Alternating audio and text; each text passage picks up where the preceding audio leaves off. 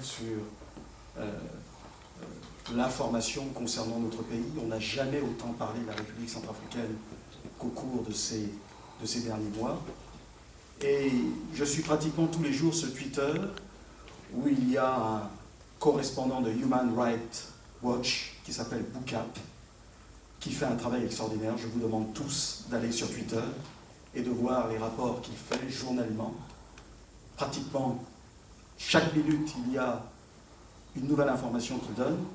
Et une anecdote très poignante, l'histoire de déplacer un camion qui était censé emmener au Tchad des Tchadiens et aussi des musulmans centrafricains, des centrafricains chrétiens qui essayaient de fuir donc les attaques des anti-Balaka.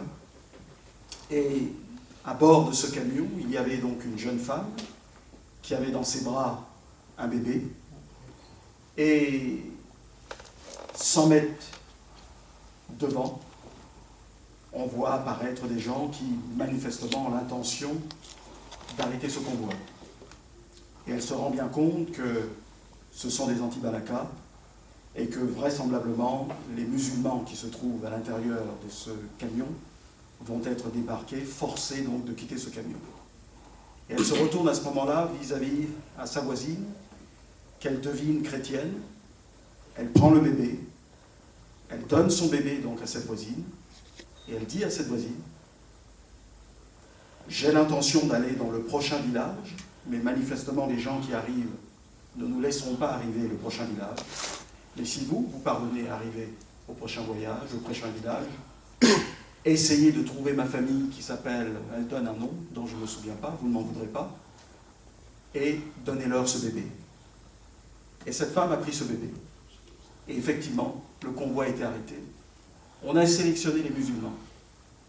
Et tous les musulmans ont disparu de ce transport. Et cette femme est partie avec le bébé.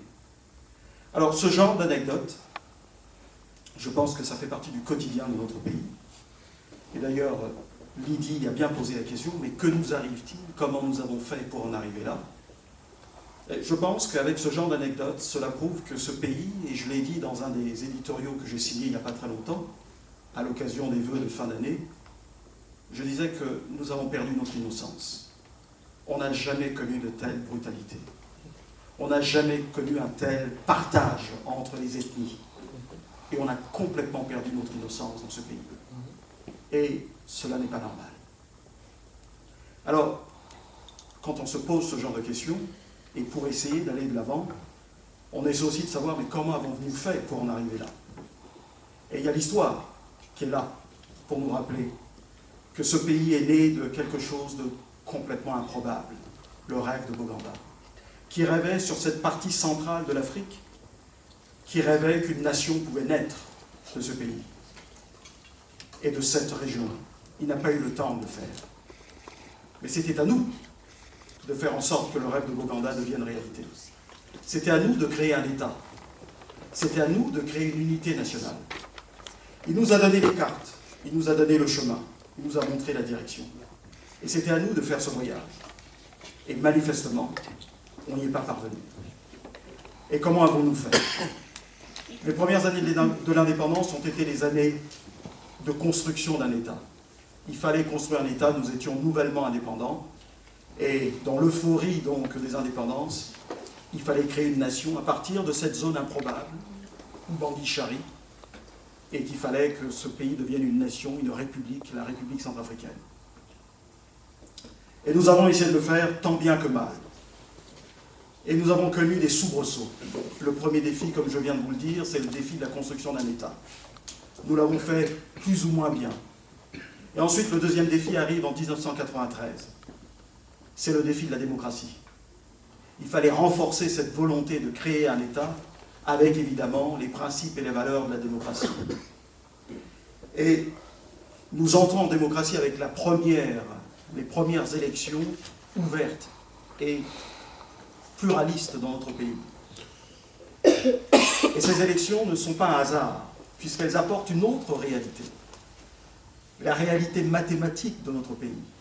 Car lorsque nous avons les indépendances, nous avons l'héritage évidemment de l'ancienne puissance coloniale, les premiers cadres de notre pays sont formés au sud, puisque nos colons s'installent dans le sud, et naturellement, ceux qui vont animer la vie politique de la République centrafricaine vont être majoritairement des gens du sud. Et lorsque la démocratie intervient en 1993, on a une véritable réalité mathématique qui s'impose. On se rend compte que ce pays n'est pas uniquement un pays de gens du sud, et qu'il y a des populations qui ont peu participé au pouvoir, et avec le principe d'un homme, une voix, parviennent à la tête du pays et vont gérer donc ce pays. Et cette période de démocratie, nous ne parvenons pas à construire malgré tout cet État qui était donc l'objectif principal de l'indépendance. Et nous sortons donc d'une deuxième phase et nous entrons dans la troisième phase qui est celle de la cohésion nationale, où nous nous rendons compte que nous n'avons pas su construire l'État et que des frères qui se retrouvent dans des régions très éloignées du centre, très éloignées de Bangui, veulent exister également. Et le jeu de la politique de la sous-région, puisque nous sommes enterrés, j'ai dit enterrés, mais c'est un lapsus, mais c'est pas par hasard, mais nous sommes entourés donc d'un certain nombre de pays dont les populations évidemment se sont mêlées aux nôtres, interviennent dans le jeu politique centrafricain, et fait qu'aujourd'hui, l'existence de notre pays est en jeu.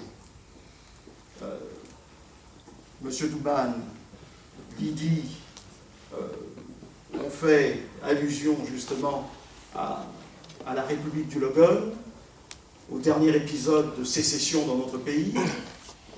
Un groupe inconnu jusqu'à présent déclare que la République centrafricaine sera divisée, que cette nouvelle cession, il y aura une République centrafricaine du Sud et une République centrafricaine du Nord, sur le modèle de ce qui s'est passé au Soudan. Et je vais vous dire que ça, c'est quelque chose d'extrêmement dangereux. Dans un contexte où la création d'une telle République sécessionniste est extrêmement facile.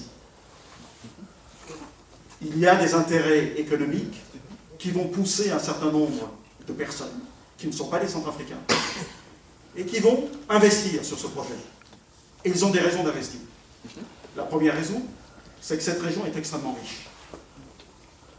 Il y a un potentiel minier extraordinaire que je ne vous citerai pas, le diamant par exemple. Il y a aussi une ressource minière extrêmement dangereuse et qui peut attirer tous les voyous de la planète et qui auront intérêt à ce que ce pays se divise en deux. C'est le pétrole. C'est mon activité, je travaille dans ce secteur.